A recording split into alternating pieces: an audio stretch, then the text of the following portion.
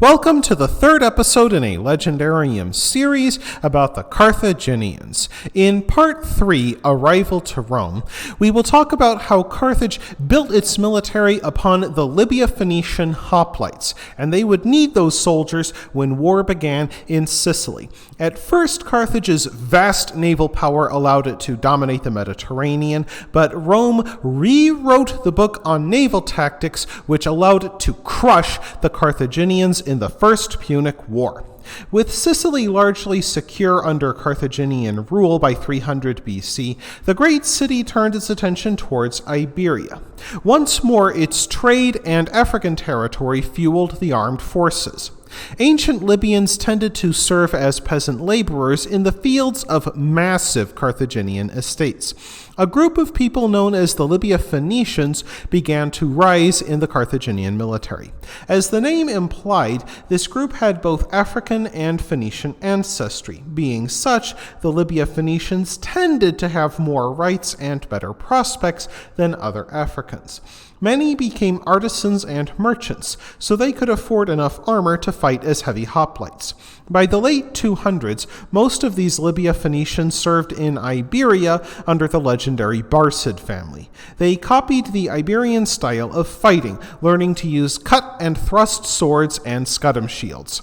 A scudam shield had a curved rectangular shape for deflecting blows, made from 3 sheets of wood glued together and covered with either canvas or leather. Later, the Romans made the shield an iconic part of their panoply. While the Carthaginian military had a wide range of weapons, individual soldiers, not surprisingly, preferred wearing armor into battle. Men of modest background could afford a conical cap of boiled leather, while an aristocrat could afford an elaborate Corinthian helm. Modest troops simply wore farm clothes or a boiled leather breastplate, while nobles armored themselves in a beautiful metallic cuirass or breastplate. Shields could range from round hardwood bucklers reinforced with a central metal boss to the scudam, preferred by heavy infantry. This army went to war against Rome during the First Punic War, which began in 264 BC. Carthage long held western Sicily, but Rome was expanding fast. A confrontation between the two superpowers of the day over vital Sicily grew more likely with each passing year. A group of mercenaries called the Mamertines sparked the powder by seizing the city of Messana and picking a fight with the rival city of Syracuse. The Mamertines hoped to gain loot, but only earn defeat. After their loss, the Mamertines asked both Rome and Carthage for help. Carthage, seeing a chance to expand, sent a garrison to Messana.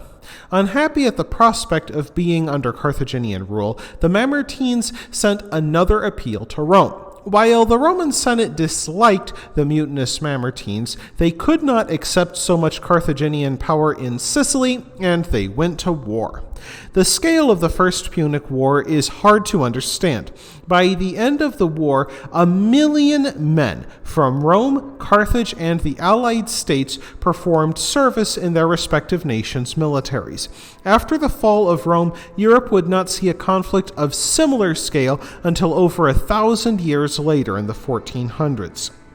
Rome lost a fifth of its adult male population, losses on a par with those of Europe during World War I. Most significantly, the First Punic War involved the two greatest powers of the Mediterranean fighting for control of the trade routes, which served as the basis of the global economy in that time. As during its rise to power, Carthage relied on its navy during the First Punic War. Aside from naval combat, the Carthaginian fleet also transported armies, provided escort for merchant ships, carried out coastal raids, pirated enemy ships, blockaded ports, and relieved fortresses under siege. Since Carthage believed it held a trade monopoly in certain sea lanes, its navy also carried out attacks on trading vessels from Rome and its allies in certain waters. Command of the Carthaginian navy lay with an admiral chosen by the Council of Carthage. 3 officers led each ship, with the navigator being the most important. Before the First Punic War, Carthage benefited from the import of a new Greek supership, the quinquereme. It included 5 decks lined with oars, which allowed it to reach the previously unimaginable speed of 8 knots per hour. Even better, the quinquereme struck with so much force that any ship it hit would sink rather than list. A typical quinquereme crew included 400 crewmen, including 300 rowers, typically citizens or freemen from Carthage or the Allied States. The quinquereme could reach 120 feet long and 60 feet wide. Carthaginian sailors ate dried horse meat and beef, and washed down almonds and walnuts with wine. When the battle started, sailors took down the sails to avoid their being damaged during the battle. Ship commanders tried to ram a hole into the enemy vessel, or failing that, collide with the enemy ship along its side to smash a bank of oars. Ramming had to be done with great care so that the ship did not become stuck when its bronze ram impaled an enemy ship. After disabling an enemy vessel, Marines on board the Carthaginian ship assaulted the Roman vessel with sling stones and arrows and then boarded it with grappling irons before hand-to-hand combat began. The Carthaginians enjoyed many advantages in naval combat, from better-built ships to well-trained rowers and advanced naval tactics.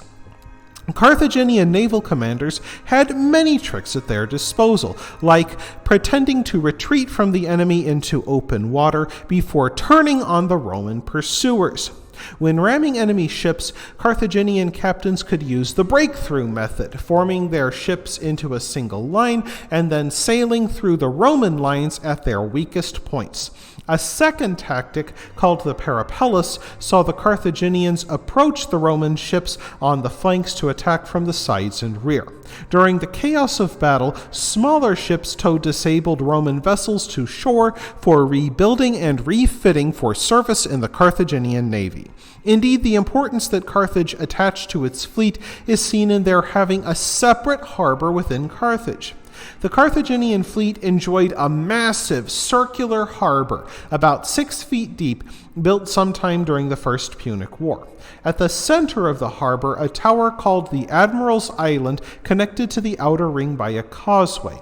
From there, trumpeters blew signals to ships so they could navigate safely through the harbor, and admirals could study oncoming vessels while their own ships were hidden within the walls.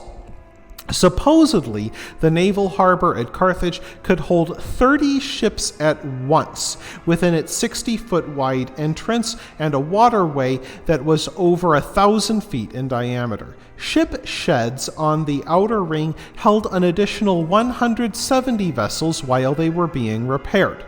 These roofed sheds were fronted by Ionic columns and had slipways so that the wooden ships could be towed into the sheds for repair. These sheds were 150 feet long and 30 feet wide. The naval harbor even had a large platform where infantry and chariots could board the ships for marine combat. While the Romans dominated land battles, the Carthaginian advantages at sea made it impossible for the Romans to use those advantages in Sicily, Sardinia, and the other islands where the war would be determined. During the First Punic War, Rome realized that it would have to build a fleet, something unknown in the history of the Republic. They had a chance when the Romans happened across a shipwrecked Carthaginian vessel and reverse engineered it to produce their own vessel. In the spring of 260 BC, the Romans constructed a fleet of 20 triremes and 100 quinquereme warships within 60 days, an extraordinary feat in their time or any time. While the Romans could build ships, the Carthaginians still knew how to sail them better. So in keeping with their talent for adapting and improving others' inventions, the Romans added a new feature called the corvus, or the raven. The rotating 30-foot-long platform included a giant beak-shaped holding spike that could be lowered onto a Carthaginian vessel to allow Roman marines to board. This negated the Carthaginian advantage at sea by turning sea battles into the land battles that the Romans knew so well. By the Battle of Mylae in 260 BC, the Carthaginians had grown so dismissive of Roman seafaring that they did not even bother to form battle lines, a mistake that they would mourn. Wholly unprepared and crushed in the ensuing battle, the Carthaginian admiral had to flee the Romans in a rowboat. The Roman admiral at Mylae, Dullius, received a triumph through the streets of Rome, the first Roman to be so honored for a naval victory. Carthage had no answer for the Corvus and suffered further naval defeats at Sulcis in 258 BC and Ecnomus in 256 BC. At the latter, the Romans formed into 4 battle groups to disrupt the Carthaginian battle lines. During that engagement, they sunk 100 Carthaginian ships, losing only 24 Roman ships. Carthage briefly reversed its fortunes at the Battle of Drepana in 249 BC, where they lured the Roman fleet into the open sea. The Roman commander, Publius Claudius Pulcher, made the rash and unfortunate decision to mount a night attack. The Carthaginians, ably led by Adherbal, outmaneuvered the Romans and captured 93 of Rome's 120 ships. Though Pulcher made it back to Rome, the Senate put him on trial for treason. However, Rome soon recovered from this defeat, rebuilding their entire fleet within a year. And Rome would ultimately win the First Punic War with a crushing victory off the Agates Islands on March 10, 241 BC. A Carthaginian fleet led by Hanno, on its way to relieve the besieged Carthaginian city of Drepana on Sicily, suffered a disastrous defeat at the hands of Roman consul Gaius Lutatius Catullus. Catullus had spent the previous summer training his crews, and his men sank or captured 130 Carthaginian ships and also took 100 prisoners back to Rome. After decades of conflict, this defeat finally put the Carthaginians in the poorhouse. Facing bankruptcy, cash-strapped Carthage sued Rome for peace. After almost 4 centuries of intermittent war with the Greeks and Italians for control of Sicily, Carthage ultimately lost it to the Romans. But within a generation, they would seek revenge, and we'll cover that in the next episode. I hope you enjoyed this installment of the Legendarium. If you did, press like. If you want to see more, press subscribe. And if you've got anything to say, let me know in the comments section. Thanks again for joining me, and I hope that you have a great rest of the day.